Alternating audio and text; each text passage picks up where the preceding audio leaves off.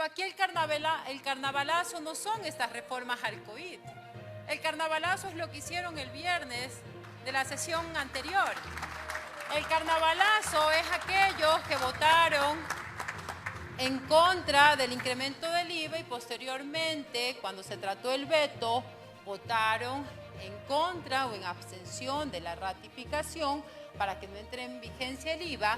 El carnavalazo es aquellos asambleístas que cambiaron su postura y votaron a favor del allanamiento para evitar que se le tope los bolsillos a los ecuatorianos. Ese es el verdadero caramelo de cianuro que le dieron a la economía de los más pobres de este país.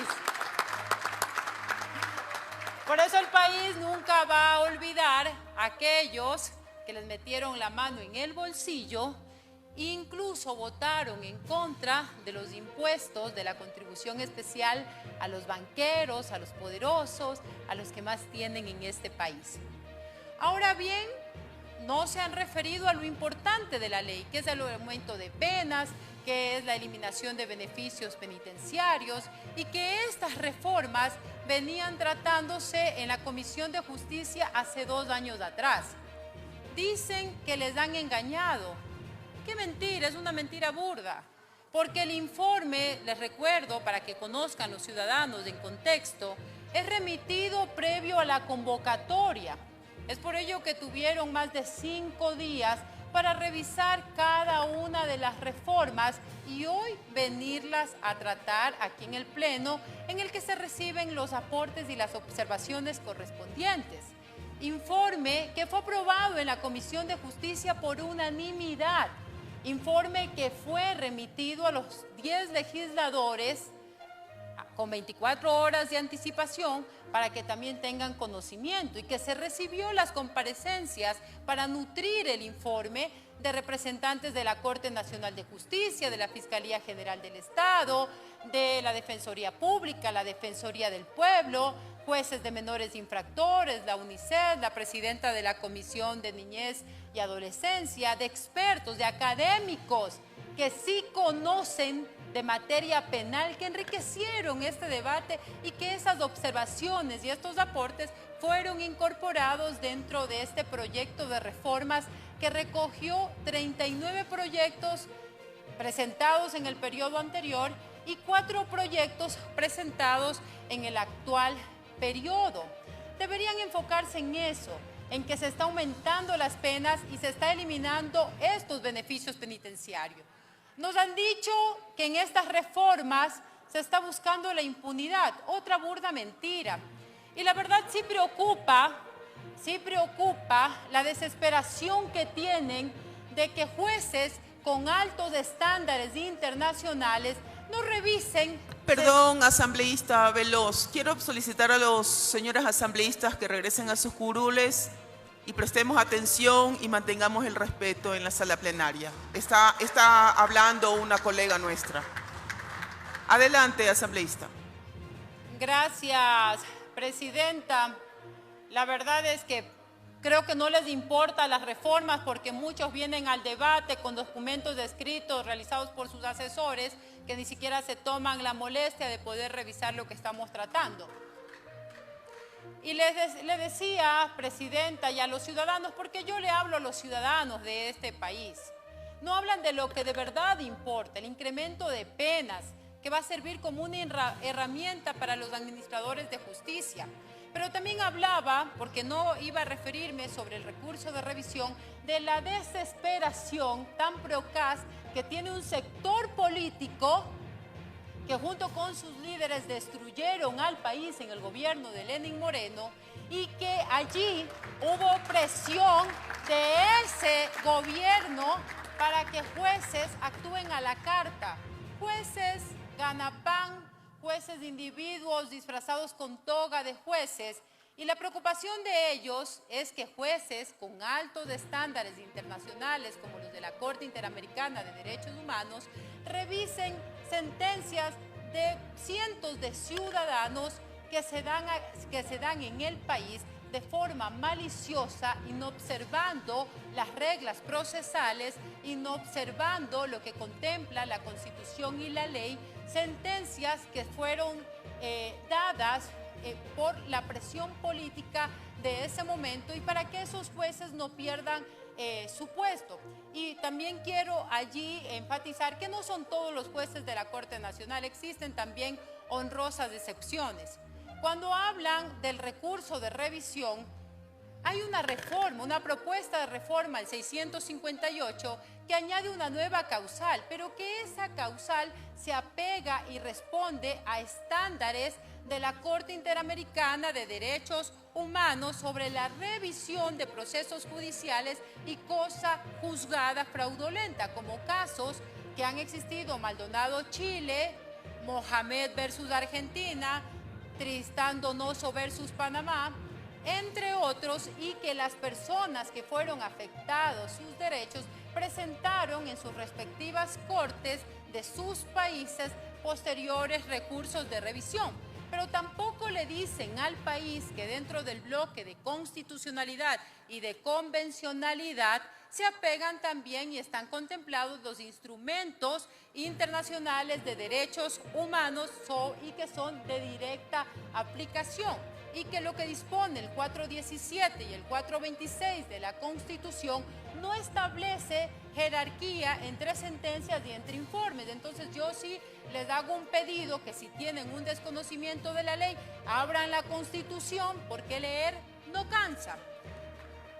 Además quiero recalcar que cuando se añade esta causal de procedencia del recurso de revisión sobre la violación a los derechos humanos, identificada mediante una instancia procesal, no es un invento de la Comisión de Justicia, no es un invento de quienes somos parte de la Comisión de Justicia, por cómo se ha querido posesionar en los medios de comunicación, que tampoco se toman el tiempo, aquellos medios hegemónicos, de revisar la ley, y de cierto sector político, porque no han señalado que responde a estándares internacionales.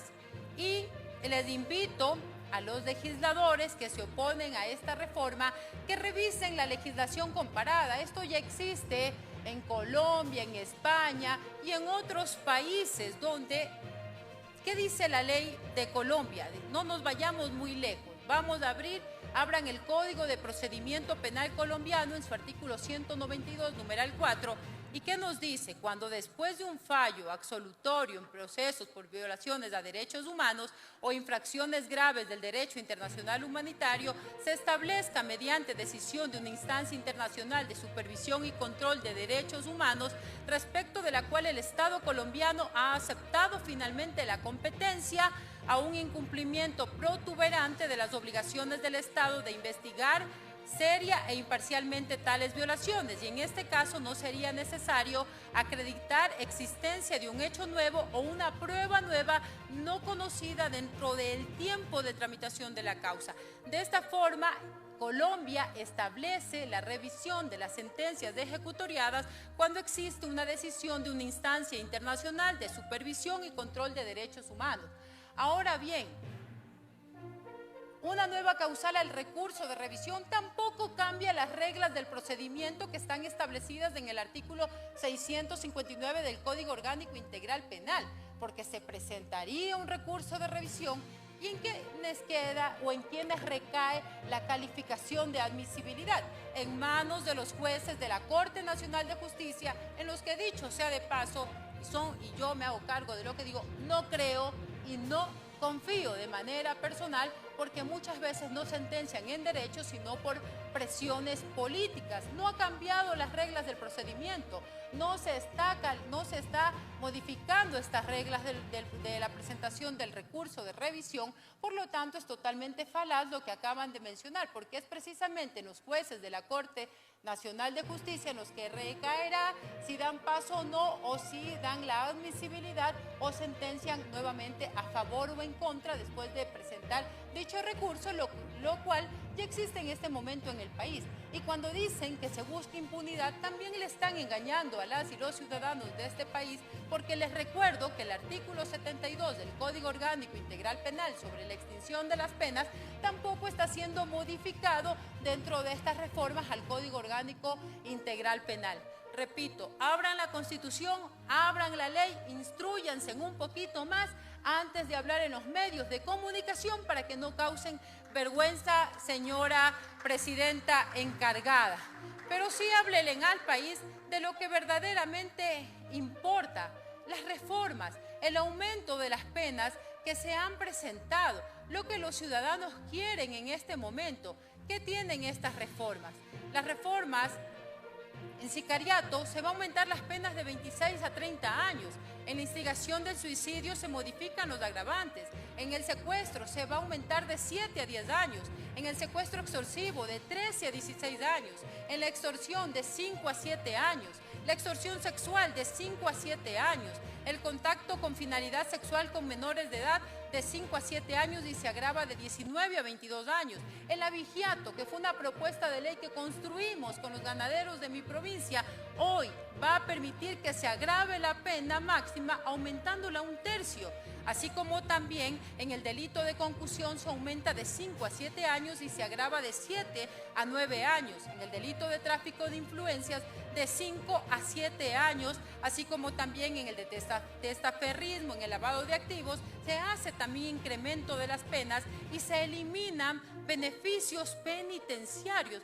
La verdad, si hoy votan por el archivo de estas reformas, estarían dejando en impunidad a los verdaderos delincuentes que le han arrebatado la paz a los ciudadanos y a las familias de este país, porque estamos a través de estas propuestas buscando que se le eliminen los beneficios penitenciarios para que no se puedan acoger estos criminales al régimen semiabierto o a la suspensión condicional de la pena en delitos como secuestro, secuestro extorsivo, delitos contra la integridad sexual, extorsión, tráfico ilícito de sustancias catalogadas sujetas a fiscalización, organización o financiamiento de la producción de sustancias catalogadas sujetas a fiscalización, financiamiento del terrorismo y reclutamiento de niñas, niños y adolescentes. Finalmente, esperamos que el presidente de la República entienda que incluso estas reformas al Código Integral Penal van también encaminadas a resolver las preguntas de la consulta popular y ahorrarle al país de sus 60 millones de dólares que se pretende gastar en esta consulta. Pero además también se debe tener en cuenta lo que dice la tratadista Laura Gómez de la Torre, que el aumento de penas en casos como los que vive el Ecuador son necesarios, pero nunca deben ser la única solución, que es necesario también la prevención y la reinserción, que son pilares fundamentales de cualquier sistema justo, cualquier sistema penal justo y efectivo dentro de nuestro país. Estoy segura, ciudadanos y ciudadanos de mi país, a los que me dirijo con toda la responsabilidad con la que hemos llevado estas reformas del Código Orgánico Integral Penal, que estas reformas se van a convertir en leyes robustas para atacar a los criminales, para ganar esta guerra, pero además que con estas reformas empezaremos a escribir el capítulo final del crimen organizado y las familias ecuatorianas empezarán a abrazar la paz y la tranquilidad que tanto anhelan. Gracias, presidenta.